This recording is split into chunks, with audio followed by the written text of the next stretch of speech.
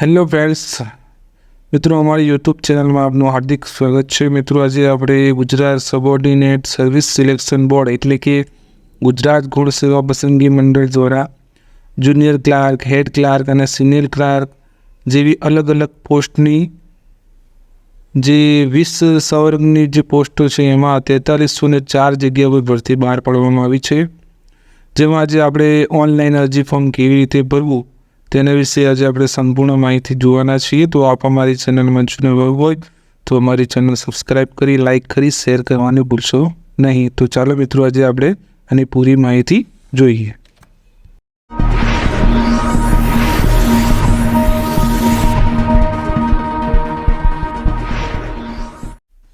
સૌપ્રથમ તમારે તમારા મોબાઈલ અથવા તો પીસીમાં એક બ્રાઉઝર ઓપન કરી લેવાનું રહેશે અને તેમાં ટાઈપ કરવાનું રહેશે ઓજસ।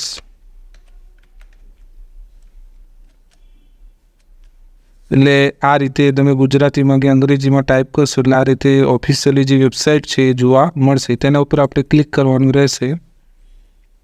ક્લિક કરશું એટલે આ રીતે ઓજસ ગવર્મેન્ટ જે ગુજરાતની ઓફિશિયલી વેબસાઇટ છે એ ઓપન થઈ જશે। તેમાં અલગ અલગ ઓપ્શન અહીંયા ઉપર આપેલા છે મેન્યુમાં। તેમાં તમારે પહેલું જે ઓપ્શન છે ઓનલાઈન એપ્લિકેશનમાં એપ્લાય ઉપર ક્લિક કરવાનું રહેશે। એપ્લાય ઉપર ક્લિક કરશો એટલે આ રીતે લિસ્ટ ઓફ કરંટ એડવર્ટાઇઝમેન્ટ એટલે હાલમાં જે ભરતી બહાર પડી છે એનો જે એડવર્ટાઇઝમેન્ટનો જે ડિપાર્ટમેન્ટ છે એના ઓપ્શન અહીંયા જોવા મળશે। જેમાં આજે આપણે જોવાના છીએ ગુજરાત ગૌણ સેવા પસંદગી મંડળ, તેના ઉપર ક્લિક કરશું એટલે જે ભરતી બહાર પાડવામાં આવી હશે ગુજરાત ગૌણ સેવા પસંદગી મંડળ દ્વારા એના જે ભરતીના જે એડવર્ટાઇઝમેન્ટ નંબર છે એ અહીંયા તમને લિસ્ટ તમને જોવા મળશે। તો આપણા જે 212 નંબરની જે એડવર્ટાઇઝમેન્ટ છે તેના વિશે ચર્ચા કરીશું। જેમાં ક્લાસ 3ની જે ભરતી છે જેમાં ગ્રુપ એ અને ગ્રુપ બીની કમ્બાઇન એક્ઝામ લેવાશે। જેની જે છેલ્લી તારીખ છે 31/1/2024 એટલે છેલ્લી 31મી જાન્યુઆરી સુધી તમે ફોર્મ ભરી શકશો। અને તેની જે જનરલ કેટેગરીવાળા ઉમેદવારો માટે 500 રૂપિયા ફી છે અને જે બાકીના અનામત કેટેગરીના છે એમને એસસી ઓબીસી એમને 400 રૂપિયા ફી ભરવાની રહેશે। ત્યારબાદ અહીંયા ફોર્મ ભરવા માટે એપ્લાયનું બટન છે અને એની જે પીડીએફ છે ડિટેલ્સ માહિતી એની પીડીએફ ડાઉનલોડ કરવા તમારે અહીં ક્લિક કરવાનું રહેશે। અને આપણે હાલ જોઈએ છીએ કે ફોર્મ કઈ રીતે ભરવું તેના વિશે આપણે જોઈએ તો એને એપ્લાય ઉપર ક્લિક કરીશું।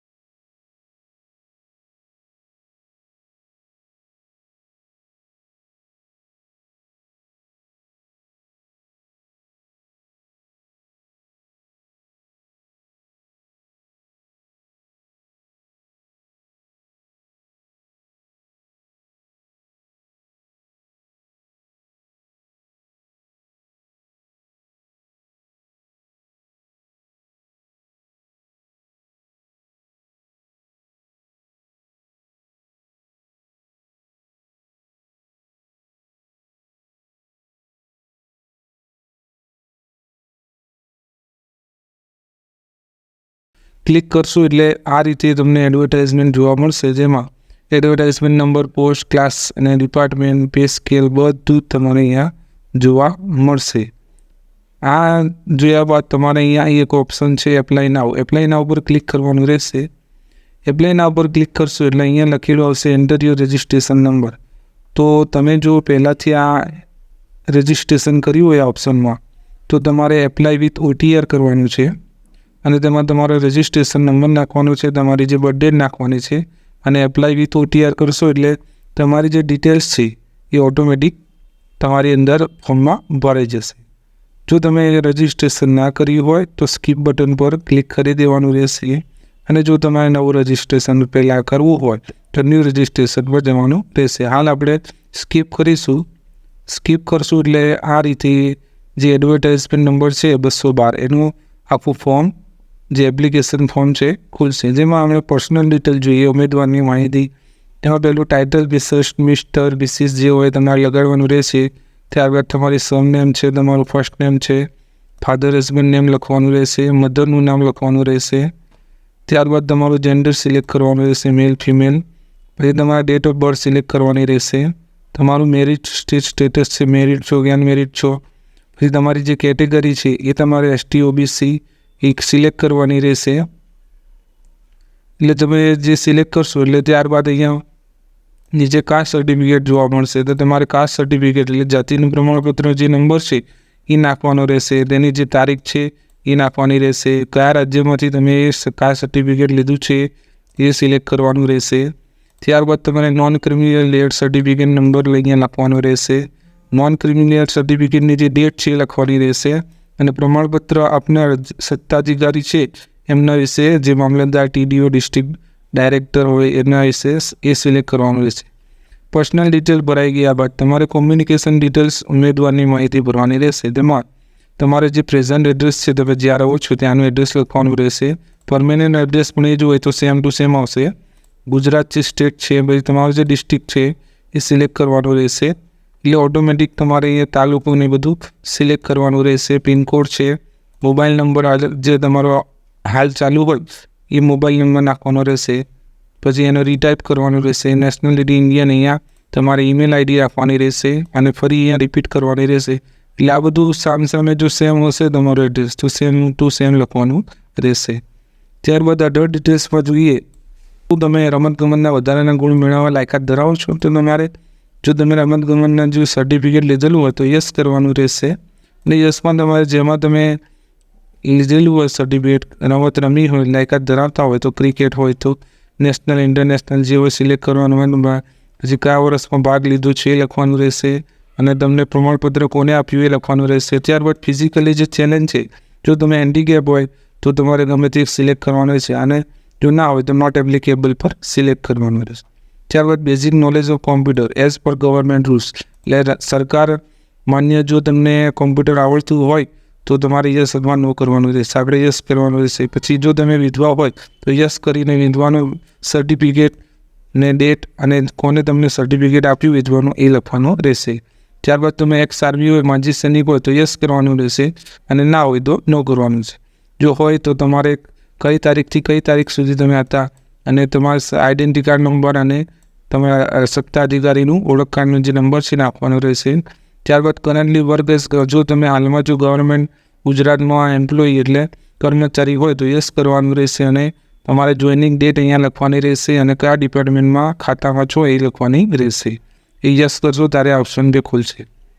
ત્યારબાદ તમારે ભાષાની માહિતી જોઈએ, જેમાં તમારે લેંગ્વેજમાં જોઈએ તો ઇંગ્લિશ, હિન્દી અને ગુજરાતી. જો તમે વાંચતા આવડતું હોય તો 3 સિલેક્ટ કરવાનું હોય, લખતા આવડતું હોય 3 સિલેક્ટ કરવાનું છે અને 3 બોલતા આવડતું હોય તો આ બધા ખાના જે છે સિલેક્ટ કરી દેવાના રહેશે. ત્યારબાદ શૈક્ષણિક લાયકાત જોઈએ તો જેમાં એજ્યુકેશન ડિટેલ્સ છે, જેમાં પહેલું છે એની ગ્રેજ્યુએટ એટલે ગ્રેજ્યુએટ હોવા જોઈએ.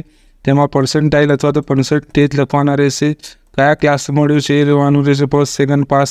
પછી તમારે જે ઇન્સ્ટિટ્યૂટ અને એક્ઝામ બોડી છે એને ગુજરાત યુનિવર્સિટી હોય કે સૌરાષ્ટ્ર જે યુનિવર્સિટી લખવા રહેશે. તમારે સ્ટેટ લખવાનું રહેશે, પાસિંગ યર્સ લખવાનું રહેશે, કેટલા ટ્રાયલમાં તમે પાસ કરીએ લખવાનું રહેશે, સિરિયલ નંબરનો જે લાસ્ટ સીટ નંબર છે એ લખવાનું રહેશે.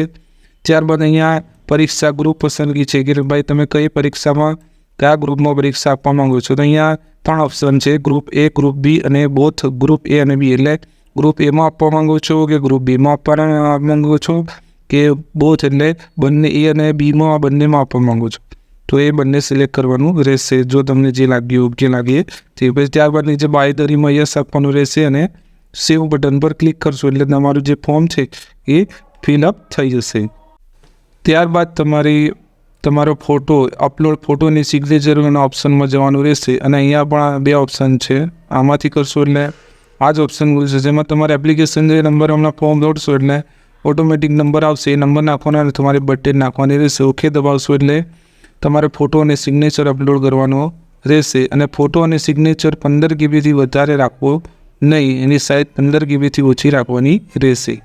ત્યારબાદ અપલોડ કર્યા બધી ત્યારબાદ તમારે કન્ફર્મ ઉપર ક્લિક કરવાનું રહેશે. તમારે એપ્લિકેશન નંબર નાખવાનો રહેશે અને તમારી જે ડેટ ઓફ બર્થ છે એ નાખવાની રહેશે. એટલે તમારું ફોર્મ ખુલશે અને ફોર્મમાં જે બધી માહિતી ચેક કરી અને તમારે પછી કન્ફર્મ આપવાનું રહેશે. કન્ફર્મ આપ્યા બાદ તમારે ફીસ પર જવાનું રહેશે, જેમાં ઓનલાઈન પોસ્ટ ઓફિસની જે છે એના પર જવાનું રહેશે અને તમારે જેમાં આપણે ફોર્મ ભર્યું છે 212 એમાં તમારે સિલેક્ટ કરવાનું રહેશે અને તમારું કન્ફર્મેશન નંબર જે આવશે એ નંબર નાખવાનો અને બર્થડેટ નાખવાની છે. અને અહીંયા ઓપ્શન પર જવાનું છે ઓનલાઈન ફી પેમેન્ટ કરવી હોય તો તમારે ઓફિશિયલી જે બેંકનું પેજ છે એ ખુલશે અને તમારે જે ફીસ થતી હશે એ ઓટોમેટિક તમારે ખાતામાંથી કપાશે. ઓનલાઈન અને ઓફલાઈન 2 ઓપ્શન છે અને તમારે જે પ્રિન્ટ એપ્લિકેશન ફોર્મ છે એ પ્રિન્ટ પણ એપ્લિકેશન ફોર્મ કરી દેવાનું. હાલ તો અહીંયા ઓનલાઈન પેમેન્ટ જ છે, ઓફલાઈન છે નથી, તો તમારે ઓનલાઈન જ ફી ભરવાની રહેશે. તો આશા રાખું છું કે તમને આ વિડીયો ગમ્યો હોય તો લાઈક કરી શેર કરવાનું ભૂલશો નહીં અને તમારા પ્રતિભાવ આપશો. આભાર. Thank you.